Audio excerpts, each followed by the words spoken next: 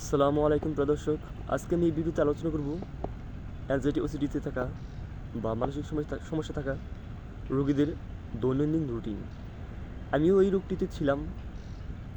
আমি আলহামদুলিল্লাহ সুস্থ আছি। আপনারা অবশ্যই সুস্থ হবেন। যারা ভাবছেন যে আমি সুস্থ হব না, আমি মনে হয় মারা যাব, তারা সুস্থ হবেন কিন্তু দেরিতে। আর যারা বলছে সুস্থ হয়ে যাবো আমিও ইনশাল্লাহ আমার মতো, তারা সুস্থ হবেন কিন্তু তাড়াতাড়ি। তাহলে শুনুন, ভিডিওটি শুরু করি। যে অ্যাংজাইটি মানসিক সমস্যাতে রোগীরা সারাদিন কী করবে বা আমি কী করেছি, আমি সকাল থেকে শুরু করি। তো সকালে যখন আমি উঠেছি, ঠিক আছে, 6টার দিকে, 5:30টার দিকে ঘুম থেকে উঠেছি। যত সম্ভব আপনারাও তাড়াতাড়ি ঘুম থেকে উঠবেন। উঠে যে জিনিসটা করতে হবে সেটা হচ্ছে কি, উঠে আপনারা এক গ্লাস পানি খাবেন হালকা গরম করে। বেশি গরমও না, বেশি ঠান্ডাও না, হালকা কুসুম গরম যেটাকে বলে। তো খাওয়ার পর আপনারা এই আগের দিন রাত্রে কাঁচা বুট ভিজিয়ে রাখবেন। আর কাঁচা বুটগুলো ভিজিয়ে রাখার পর যখন সকালবেলা আপনারা খাবেন, সাথে কিশমিশ খাবেন এবং বিভিন্ন ধরনের বাদাম খাবেন, বাদাম বা কাঠবাদাম। 6-7টা থেকে 10টা করে নেবেন এক একটা জাতের বাদাম, বা বুট একটু বেশি নেবেন, 1 বুটের মতো নেবেন। আর বাদাম নেবেন 7-8টা করে, প্রতিদিন এভাবে খাবেন। বিশেষ করে সকালবেলা যে নাস্তাটা, সকাল সকাল উঠে ড্রাই ফ্রুট খাওয়ার চেষ্টা করবেন। তো উঠে খাওয়ার পর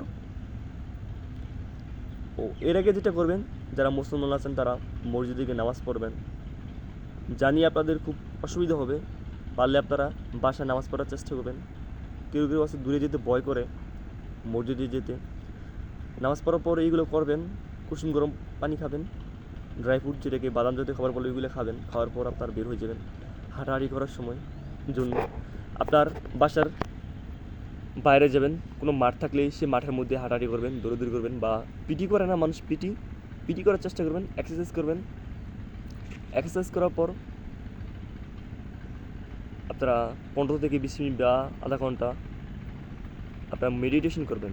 কারণ যখন নাকি আপনাদের অস্থির লাগবে তখন মেডিটেশন করলে আপনার অস্থিরতা কেটে যাবে, ঘুম ভালো হবে। অনেকের ঘুমের সমস্যা হয় অ্যাংজাইটি রোগে থাকাকালীন। তো আপনার এক্সারসাইজ করার পর আপনারা যখন ধ্যান করবেন আধা ঘন্টা, দেখুন খুব ভালো লাগবে। তো পরবর্তীতে এরকম ঘুরতে ঘুরতে আপনারা যখন 1 থেকে 1.5 ঘন্টা বা 1 ঘন্টা বা আধা ঘন্টা যতটুকু পারেন এক্সারসাইজ করার পর আপনারা বাসায় যাবেন। খাওয়া দাওয়া যদি আপনারা করেন তো 9টার দিকে করতে পারেন, 9টার আগে করার চেষ্টা করবেন, বা 9:30 এরকম টাইমে হচ্ছে ভালো। আর খাবারের মধ্যে আপনার সকালবেলা বেশি শাকসবজি এগুলো খাওয়ার চেষ্টা করবেন। ভাজা পড়া এগুলো একবার বাদ দিয়ে দিবেন, ঠিক আছে। আর যারা কাজ করেন চেষ্টা করবেন কাজে যাওয়ার জন্য, ঠিক আছে। বা যারা একবার অনেক অসুস্থ ঘরের মধ্যে থাকবেন, আপনাদের কাছের মানুষদেরকে, মা বাবার সাথে সময় দিবেন, বাচ্চা কাচ্চাদের সাথে সময় দিবেন, তাদের সাথে ভালো ব্যবহার করবেন, ঠিক আছে। আর যারা একটু একটু কাজে যেতে পারতেছেন তারা কাজ করবেন। বিশেষ করে ভালো সময় পার করার চেষ্টা করবেন, দেখবেন একটু একটু করে এগুলো কেটে যেতেছে এই মানসিক সমস্যা। আমি এগুলোই করছি, ঠিক আছে। তো যখন বিশেষ করে মোবাইলটা চালাবেন না, মোবাইল টোটালি বাদ দিয়ে দিবেন, ঠিক আছে। এই কয়েক মাস আপনার সুস্থতা হওয়ার আগে মোবাইল চালাবেন না, সুস্থ হওয়ার পর চালাবেন, ঠিক আছে। আর বেশি বেশি আপনারা যারা নাকি পজিটিভ মোবাইলে চার্জ করেন, আমি কীভাবে সুস্থ হবো তাদের জন্য ভালো খবর। আর যারা নাকি বেশি বেশি নেগেটিভ জিনিসগুলো চার্জ করবেন মোবাইলের মধ্যে, তারা তো আরও খারাপ অবস্থা চলে যাবেন। মোবাইল কখন আপনারা ইউজ করবেন, যখন আপনাদের গুরুত্বপূর্ণ কোনো ফোন আসছে বা মেসেজ আসছে, তখন। আমি এগুলি করতাম। তো এভাবে যারা স্কুলে যাবেন একটু একটু করে যাওয়ার চেষ্টা করবেন, ঠিক আছে। কষ্ট হলে যেতে হবে। আর না পারলে বাসা যদি পড়ে থাকেন তো বিছানার মধ্যে ঘুমায় থাকবেন না, বিছানা ছেড়ে দেন। বিছানার মধ্যে আপনারা বিকেলবেলা 4টা থেকে 5টা পর্যন্ত, আর রাতের বেলা মনে করেন যে 8টা থেকে 9টা থেকে শুরু করবেন ঘুমানোর সময়, বা 10টার আগে আগে ঘুমাই যাবেন। ওইটা বাদ দিলে আমরা পরে বলবো। তো দুপুরে খাবার আপনারা 2টার আগে পর্যন্ত 2টা থেকে আড়াইটা বা 1:30 থেকে আড়াইটার মধ্যে করার চেষ্টা করবেন। তো পরবর্তীতে যখন আপনারা কেউ স্কুল থেকে আসবেন বা অফিসে যারা খাওয়া দাওয়া করবেন, দুপুরে খাওয়া দাওয়ার পরে আবার কাজে লেগে যাবেন।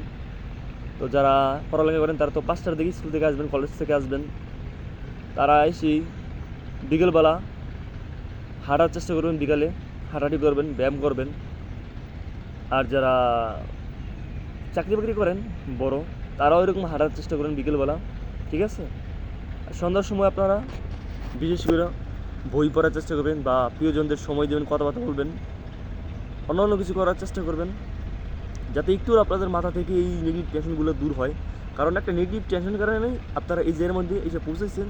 আর এই জিনিসটা যদি একটু করে আপনারা বাদ দেন, একদিনে পারবেন না, একটু করে প্রতিদিন এই জিনিসগুলো প্র্যাকটিস করতে হবে, এই রুটিনগুলো মানতে হবে। তো দেখবেন ভালো লাগবে, অনেক ফলাফল পাবেন। তো যখন নাকি সন্ধ্যা হবে আপনারা বই পড়ার চেষ্টা করবেন। আর যারা মোবাইল চালান তারা মোবাইল চালাবেন না, ঠিক আছে? খালি ফোন মেসেজের জন্য। আর যদি চালান বা একটু, শুধু একটু, ঠিক আছে? বিশেষ করে রাত্রেবেলা আপনারা নিঃশ্বাসের ব্যায়াম করবেন। আপনারা এই নিঃশ্বাসের ব্যায়াম সকালবেলা করতে পারেন, রাত্রেবেলা করতে পারবেন, ভালো ফলাফল পাওয়া যায়। নাকের নিঃশ্বাসের, নাক দিয়ে নিঃশ্বাস নেবেন, এভাবে 7 সেকেন্ডের মতো আপনারা নিঃশ্বাস নেবেন, 5 সেকেন্ড নিঃশ্বাস ধরে রাখবেন, পরবর্তী অপোজিট নাক দিয়ে 7 সেকেন্ডের মধ্যে আবার ছাড়বেন ধীরে ধীরে। এটা 15 মিনিট বা 20 মিনিট করবেন, রাতের বেলা, সকালবেলা, বিকেলবেলা, খুবই ভালো ফলাফল দেয়। আর রাতের বেলা আপনারা চেষ্টা করবেন 9টার দিকে বা 10টার আগে ঘুমিয়ে যেতে। আর ঘুমানোর টাইমে ওই যে বললাম যে এক মুঠ কাঁচা বাদাম বুট এগুলো পানিতে ভিজিয়ে রাখবেন, ভিজিয়ে রেখে পরবর্তী সকালে উঠে খাবেন। ওইগুলো খাবেন আপনারা বাদাম মিশিয়ে ওগুলোর সাথে, আর কিশমিশও দিবেন সকালবেলা ওটার সাথে। কারণ রাত্রেবেলা যদি আপনি কাঁচা বুটের সাথে কিশমিশ দেন, সকালবেলা ওগুলো একটু কীরকম যেন হয়ে যায় আর কি। তো বুটের সাথে আপনারা যখন নামাজের সময় উঠবেন তখন কিশমিশটা দিয়ে রাখবেন, আধা ঘন্টা বা 1 ঘন্টার পরে খাবেন, ঠিক আছে? খেয়ে তারপর এক্সারসাইজে যাবেন। তো আমি ওগুলো এতটুকুই করতাম এক্সারসাইজ, তো এখন আমার এক্সারসাইজ করতে হয় না, আমি সুস্থ হয়ে গেছি। তো সবাই ভালো থাকবেন, সুস্থ থাকবেন।